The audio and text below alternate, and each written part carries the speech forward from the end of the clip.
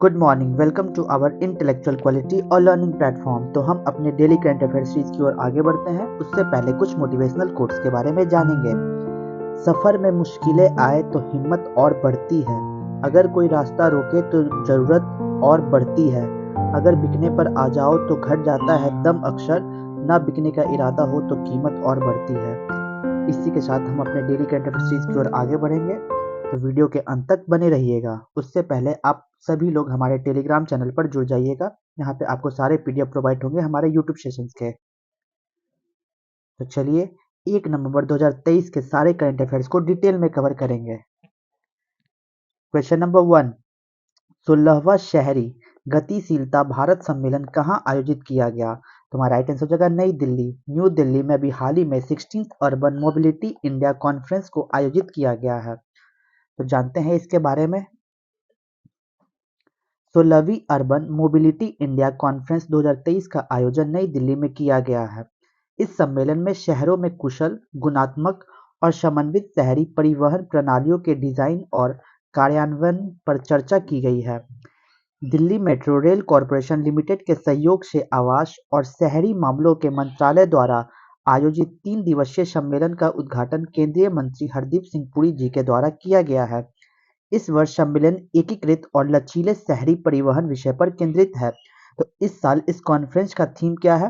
तो integrated and flexible urban transport.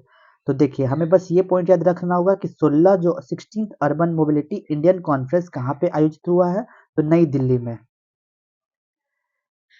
Next question, question number 2 में चलते हैं। 37वें राष्ट्रीय खेलों का आधिकारिक प्रायोजक कौन है? Who is the official sponsor of the 37th national games? तो हमारा राइट आंसर हो जाएगा पेटीएम। पेटीएम अभी हाल ही में official sponsor of 37th national games बना है। पेटीएम ब्रांड के मालिक 197 कम्युनिकेशन लिमिटेड ओसीएल के मुख्य व्यवसाय अधिकारी अभय शर्मा, एक सेकेंड गाइस, अभय शर्मा ने घोषणा की कि वह गोवा में होने वाले राष्ट्रीय खेलों का आधिकारिक प्रायोजक है। तो 37th नेशनल गेम्स के बारे में जानते हैं। इसका बस ये याद रखिएगा, अभी हाल ही में ऑफिशियल स्पॉन्सर किसे बनाया गया है? तो पेटीएम को बनाया गया है। पेटीएम ब्रांड को हाल ही में 37th नेशनल गेम्स का स्पॉन्सर बनाया गया है। गोवा में पहली बार राष्ट्रीय खेल हो रहा है। खेलों को समापन 9 नवंबर का होगा। देश भर के लगभग 10,000 से अधिक एथलीट 28 स्थानों पर 43 से अधिक खेल विधाओं में प्रतिस्पर्धा करेंगे।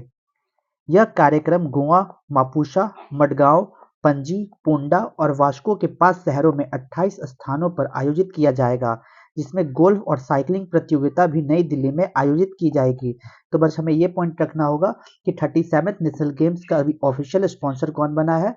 तो हमारा राइट आंसर हो जाएगा पेटीएम। पेटीएम ब्रांड अभी हाल ही में 37th नेशनल गेम्स का स्पॉन्सर बना है। तो चलिए नेक्स्ट क्वेश्चन, क्वेश्चन नंबर 3 में चलते हैं।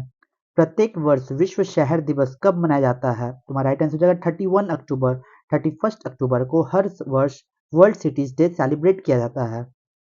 तो चलिए जानते हैं इसके बारे में पॉइंट्स। वर्ल्ड सिटीज डे क्या है? ताकि बेटर सिटी बेटर लाइफ, अच्छी सिटी रहेगी तो लाइफ भी अच्छी होगी। संयुक्त राष्ट्र महासभा द्वारा नामित विश्व शहर दिवस 31 अक्टूबर को मनाया जाने वाला एक वार्षिक उत्सव है, जो हर वर्ष इसको मनाया जाता है। विश्व स्वास्थ्य संगठन (डब्ल्यूएचओ) के द्वारा टिकाऊ और समावेशी शहरीकरण के संदर्भ में स्वास्थ्य और कल्याण के महत्व पर जोर देते हुए त्योहार में सक्रिय रूप से भाग लेता है। 2023 के विषय शहर दिवस का विषय सभी के लिए टिकाऊ शहरी भविष्य का वित्त पोषण है। तो इसका थीम क्या है? The theme of world city day for 2023 का हमें याद रखना होगा financing sustainable urban future for all. Direct question आ जाता है कि वर्ल्ड सिटी डे का थीम क्या है 2023 में, जो अभी हाल ही में हुआ है 31 अक्टूबर को। तो उसके लिए थीम क्या है? तो financing sustainable urban future for all. विश्व शहर दिवस पहली बार 2014 में मनाया गया था और तब से यह विश्व स्तर पर मनाया जाने लगा है। यानी कि सबसे पहला स्टार्टिंग कब हुआ था? 2014 में। और ये हर वर्ष पूरे वर्ल्ड में मनाया जाता है वर्ल्ड सिटी डे, ताकि लोगों को अच्छी घर मिल सके, जिसके वजह से बेटर सिटी रहेगा तो अच्छी लाइफ होगी। नेक्स्ट क्वेश्चन, क्वेश्चन नंबर 4 में चलते हैं। हाल ही में SBI state bank of India ने किसे ब्रांड एम्बेसडर नियुक्त किया है? तुम्हारा राइट आंसर हो जाएगा महेंद्र सिंह धोनी। महेंद्र सिंह धोनी को अभी हाल ही में एसबीआई के द्वारा ब्रांड एम्बेसडर बनाया गया है। देखिए, भारतीय स्टेट बैंक एसबीआई ने क्रिकेट के दिग्गज खिलाड़ी महेंद्र सिंह धोनी को अपना आधिकारिक ब्रांड एम्बेसडर बनाने की घोषणा की है। एसबीआई के अध्यक्ष दिनेश खारा जी ने कहा कि एक संयुक्त संतुष्ट ग्राहक के रूप में धोनी का एसबीआई के साथ जुड़ाव उन्हें हमारे ब्रांड लोकाचार का एक आदर्श अवतार बनाता है। यानी कि धोनी भी एसबीआई के कस्टमर है और ये एक प्रतिष्ठित कस्टमर है, जिसके वजह से एसबीआई के प्रेसिडेंट दिनेश खारा जी ने इन्हें ब्रांड बनाया है। तो जानते हैं एसबीआई के बारे में कुछ पॉइंट्स। तो भारतीय स्टेट बैंक की उत्पत्ति यानी कि स्टैब्लिशमेंट कब हुआ था? तो 2 जून 1806 को कलकत्ता में बैंक ऑफ कलकत्ता के नाम से इसकी स्थापना हुई थी। 3 साल बाद इस बैंक को अपना चार्टर प्राप्त हुआ और इसे बैंक ऑफ बंगाल 2 जनवरी 1809 के रूप में फिर से डिजाइन किया गया और इस तरीके से यह परिवर्तन होते होते इसका नाम स्टेट बैंक ऑफ इंडिया रखा गया है। State bank of India. सबसे पहले इसका नाम क्या था? 2 जून 1806 को बना था। कलकत्ता में बैंक था जिसका नाम था बैंक ऑफ कलकत्ता। तो चलिए नेक्स्ट क्वेश्चन चलते हैं, क्वेश्चन नंबर 5 में। हाल ही में केंद्रीकृत वन्य जीव अपराध प्रबंधन प्रणाली हॉग किसने लॉन्च किया है? तुम्हारा राइट आंसर हो जाएगा कर्नाटका। कर्नाटका के द्वारा केंद्रीकृत वन्य जीव अपराध प्रबंधन प्रणाली हॉग को लॉन्च किया गया है। तो देखिए, ये आपको फिगर में रिप्रेजेंट हो रहा होगा हॉग क्या है, तो इसके पॉइंट्स के बारे में जानते हैं।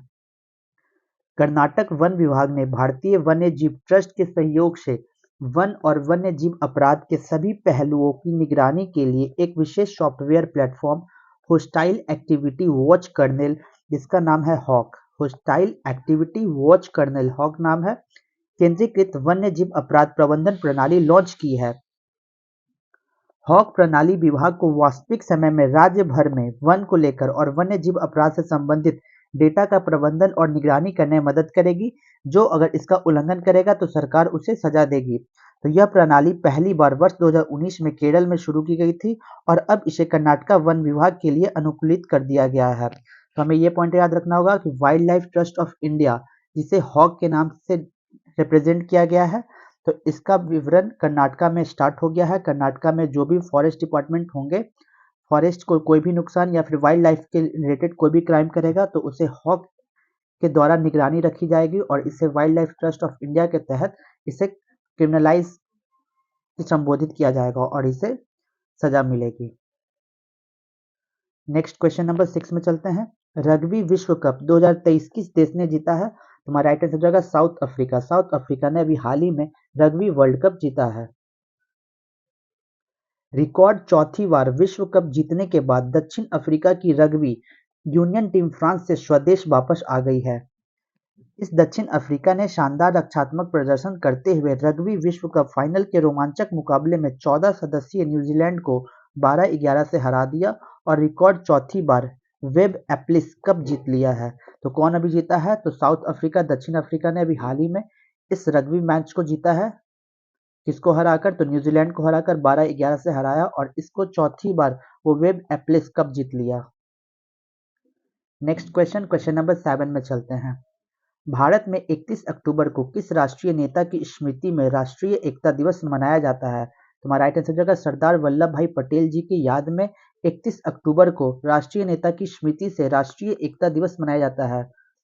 तो नेशनल यूनिटी डे कब सेलिब्रेट किया जाता है? तो 31 अक्टूबर को, क्योंकि यही वो पर्सन है जब हमारा देश बिखर रहा था तो उस समय इन्होंने यूनिटी का काम करके सारे छोटे छोटे राज्य को आपस में इकट्ठा कर कर एक देश का निर्माण किए जो हमारा भारत देश है। तो इसे यूनिटी मैन ऑफ इंडिया भी कहा जाता है। तो यूनिटी डे के रूप में 31 अक्टूबर को हर वर्ष मनाया जाता है।